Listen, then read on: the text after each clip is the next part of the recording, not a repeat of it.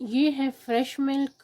देगची में, पतीली में आप दूध वाले से लेती हैं, दूध वाले से शॉपर में लेती हैं, फिर आप पतीली में डालती हैं, देगची में डालती हैं और उसको बॉईल करती हैं। फिर ये ठंडा होता है और फिर उसके बाद इसको फ्रिज में रखते हैं तो इसके ऊपर मलाई आ जाती है। ठीक है। आज मैं आपको बताऊंगी कि मलाई से घी कैसे निकालना है। और घी जो है वो बहुत अच्छा होता है, वो प्रोसेस नहीं होता तो वो सेहत बख्श होता है। ये मैं आपको बता रही थी कि ये फ्रेश मिल्क है और इससे घी के इसमें ऊपर जो मलाई आती है ना बॉईल करने के बाद और ठंडा करने के बाद, उसको कैसे आप उसको घी में उसको कैसे कन्वर्ट करेंगे।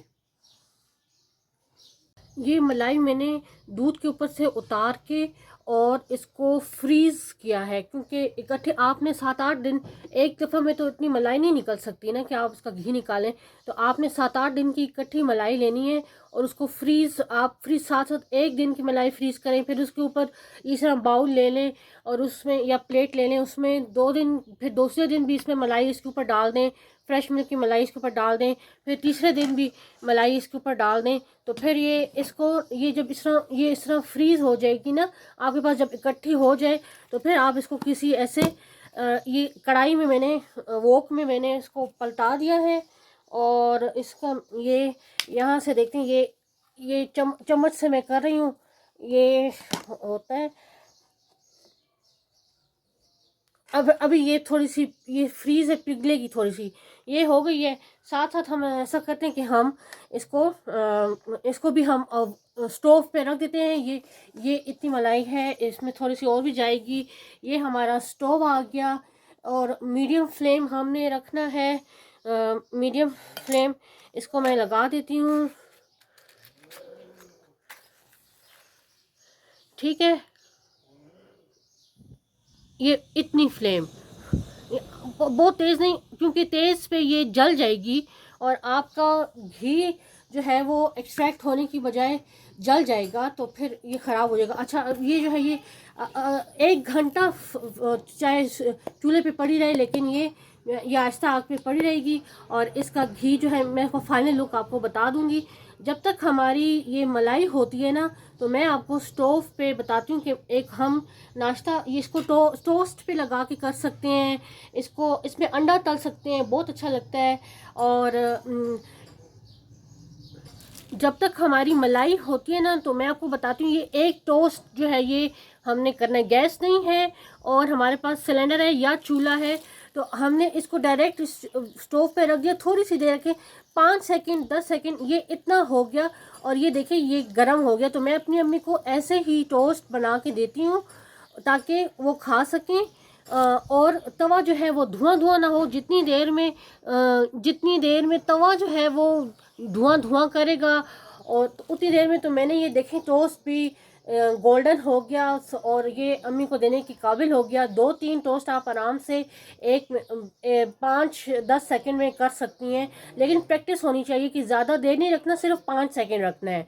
तो अब ये हो गए, मेरी अम्मी इस तरह खा लेती हैं। तो जब लेकिन जिनके घर में बच्चे हैं, बड़ी फैमिली है, वो तो ग्रिडल या तवे पे ही करेंगी ना। लेकिन ये कि जब आपको कम क्वांटिटी में करना हो, तो आप इसे डायरेक्ट स्टोव पे इसको रख कर और आप इसको गोल्डन कर सकती हैं। तो आपका तवा, आपका गैस ज़ाया नहीं होगी। गैस जो है वो बहुत महंगी हो गई है। ये फ्लेम मैंने थोड़ी देर के लिए ऊंचा किया है, ज़्यादा किए फ्लेम को। और क्योंकि ये इसको बॉयल आ रहा है, मलाई जो है वो अब वो हॉट फ्लेम पे पक रही है। तो मैं स्टोव के साथ खड़ी हुई हूँ, मैं चूल्हे के साथ खड़ी हुई हूँ कि ये देखें, इसको बॉयल, ये कहीं ज़्यादा बाहर ना निकल जाए या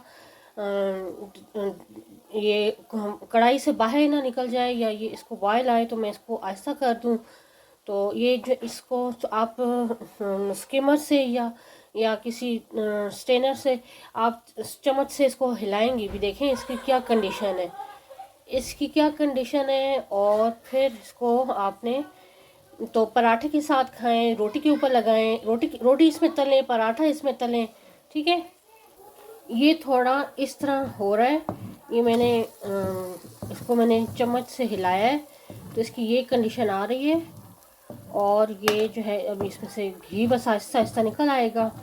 ठीक है, इसमें आप ज़्यादा चम्मच हिलाने की ज़रूरत नहीं है, बस ये लो फ्लेम पे अब इसको रख देते हैं। अभी मैंने ऊंचा किया था ना, फ्लेम ऊंचा किया था, तो अब इसको लो कर देते हैं। ठीक है, काफ़ी ये हो गया, अब इसको लो कर देते हैं। ओके, ये अपनी लास्ट स्टेज पे है, लेकिन अभी भी इसमें थोड़ा सा ऑयल है। तो इसको देखें, इसको ऐसे ना आप जब एक ऑयल या घी जो है ये आप इसमें से निकालेंगी ना, तो इसको ऐसे टेढ़ा करेंगी, इसको ऐसे टेढ़ा करेंगे, और इसमें से आप स्पून से या आप देगची में, किसी देगची में आपने किया है तो वो देगची प्लास्टिक की बॉटल में, ज़रूर कंटेनर प्लास्टिक का मैं आपको बता दूंगी, उसमें आपने ये डालना है। और ये जो है ना, ये इसका ये पोर्शन, ये आप रोटी के साथ खा भी सकते हैं बिल्कुल, लेकिन खाना नहीं खाएंगे फिर आप, मतलब आई मीन ये बहुत हैवी है ना, तो इसको फिर आप रोटी के साथ खा सकते हैं, क्योंकि ये नेचुरल है, ये नेचुरल है, इसमें कोई केमिकल नहीं मिला हुआ। तो ये आप इसको उसके साथ, रोटी के साथ खा सकते हैं। पहले इसमें से अच्छी तरह से घी जो है इसका निकल जाए। ये मैं इसको बार बार टेढ़ा करूँ ताकि आपको पता चले कि आपने इसमें स्पून से कैसे इसको निकालना है, या देगची जो है वो पलटानी है उसमें। अब मैं आपको कंटेनर बता देती हूँ जिसमें आपने डालना है। ये ले लें या कोई प्लास्टिक का जार ले लेंगे इस तरह का। ये इसको अच्छी तरह से साफ़, आपने अचार का, ये मेरे पास कंटेनर था, इसमें अचार था, तो इसमें हम ये घी डाल लेंगे। ठीक है, और डन हो जाएगा। ये फिर से देख लें, इस तरह का प्लास्टिक का हो, बाहर से बॉटल ले लें, जार मिलते हैं, जार आई मीन जार, तो जार ले लें और फिर उसमें डाल दें। ठीक है, अब ये बस मैंने सारा ऑयल जो है वो कंटेनर में डाल दिया है, और इतना सा रह गया है, ये भी मैं डाल लूँगी। इस तरह लास्ट में थोड़ा सा आते ना रेजिड्यू, तो आने दें। और कढ़ाई जो है फिर वो हम आराम से धो लेंगे। अभी इसकी हालत जो है वो, इसको नरम करेंगे। तो ये हमारा घी जो है वो निकल आया। अच्छा, अब मैं आपको बता दूं कि ये घी जो है इतना है, तकरीबन 1 किलो मलाई थी, उसमें से इतना घी निकला है। लेकिन कोई चीज़ ज़ाया नहीं होनी चाहिए, और उसको इस्तेमाल में लाना चाहिए। ये नेचुरल है, बहुत अच्छा होता है सेहत के लिए। आप इसमें रोटी, अंडा, पराठा और टोस्ट और सालन में अगर बनाते हैं तो सालन में भी 1-2 चम्मच डाल सकते हैं, कोई जायका नहीं है। राइट।